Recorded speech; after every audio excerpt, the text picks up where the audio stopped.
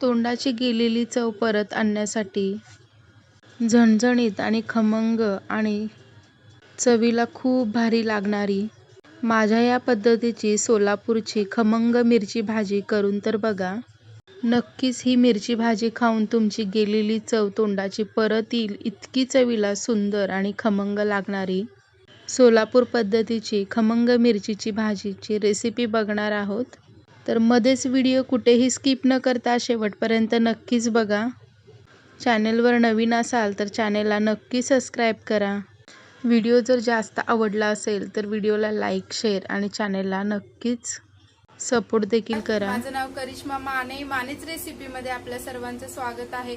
चला तर मग आपण रेसिपीला सुरुवात करूया. इथे बघा मी हिरव्या मिरच्या घेतल्या आहेत आणि हिरव्या मिरच्या ज्या मार्केटमध्ये मिळतात ना त्याच मिरच्या आहेत. मोठ्या मिरच्या असतात ना त्यामध्येच आपल्याला बघा छोट्या आणि कवळ्या अशा मिरच्या भेटतात. तर त्याच मिरच्यांमधून मी निवडून इथे कवळ्या अशा मिरच्या काढून घेतल्या आहेत. ज्या कवळ्या हिरव्या मिरच्या असतात ना तर त्या खूप कमी तिखटाच्या असतात आणि म्हणून मी इथे जे कवळ्या मिरच्या काढून आणि निवडून घेऊन त्याला स्वच्छ कोरड्या कापडाने पुसून घेतले आहेत. तर मध्ये असं मिरच्यांना चीर पाडून घ्यायचं आहे जसं की व्हिडिओ दाखवल्याप्रमाणे. तर इथे गॅसवर कढई ठेवली आहे. गॅस आपला पूर्ण लो असा ठेवायचा आहे आणि कढईमध्ये 2 माप तेल घालून घ्यायचे आहे आणि गॅसची फ्लेम आहे ना पूर्ण लो अशी ठेवायची आहे. तर इथे बघा हलकंसंच तेल गरम झालं आहे आणि त्यानंतर मी इथे लगेचच मिरच्या घालून घेतल्या आहेत आणि मिरच्यामधून असं चिरून घेण्याचं कारण म्हणजे तेलामध्ये मिरच्या आपण अशाच अख्ख्या टाकल्या तर त्या उडण्याच्या जास्त शक्यता असतात, म्हणून मध्ये याला चिरा पाडून घेतले आहेत. 2 ते 3 मिनिटासाठी तेलावर मिरच्या नरम होण्यासाठी ठेवणार आहोत आणि गॅसची फ्लेम पूर्ण मंद ठेवून ताट झाकून घ्यायचं आहे. इथे मिरचीसाठी काही मसाला तयार करून घेणार आहोत म्हणजेच मिरचीमध्ये खमंगपणा येईल. तर मिक्सरच्या भांड्यामध्ये थोडीशी कोथिंबीर, 7 ते 8 लसणाच्या पाकळ्या, 1 चमचा जिरे, अर्धी वाटी हिरवा ओला वाटाणा घालून घेतला आहे.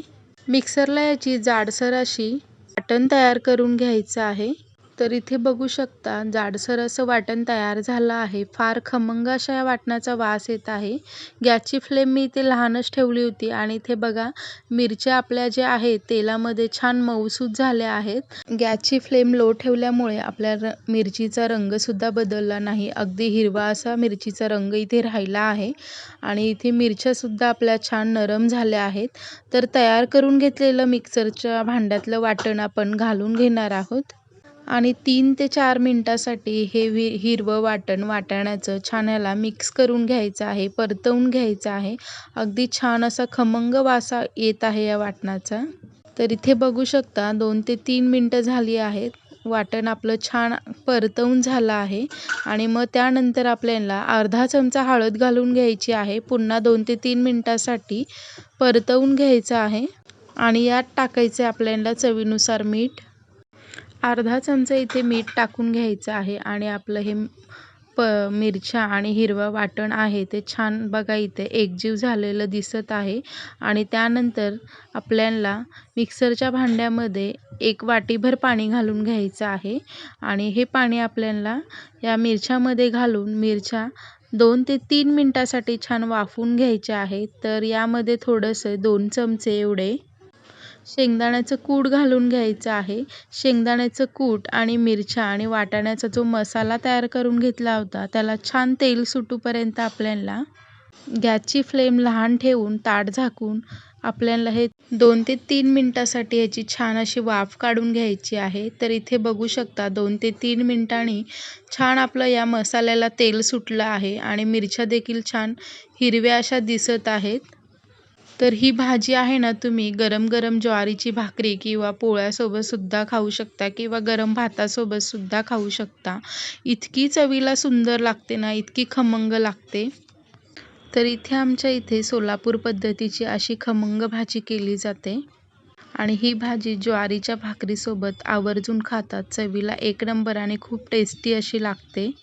अशी ही कोवळ्या मिरच्यांची हिरवी भाजी देठासकट अतिशय खमंग आणि अप्रतिम अशी लागणारी हिरव्या मिरचीची खमंग भाजींची रेसिपी कशी वाटली कमेंट करून नक्कीच सांगा. सोलापुरी खमंग हिरव्या मिरचीची भाजीची रेसिपी आवडली असेल तर जास्तीत जास्त लोकांपर्यंत शेअर करा. रेसिपी खूप जास्त आवडली असेल तर चॅनलला नक्की सबस्क्राईब करा आणि या चॅनलला तुम्ही विजिट किंवा जॉईन देखील करू शकता. रेसिपी खूप जास्त आवडली असेल तर चॅनलला भरभरून लाईक करा. चला तर मग पुन्हा भेटूया अशाच नवनवीन रेसिपीमध्ये.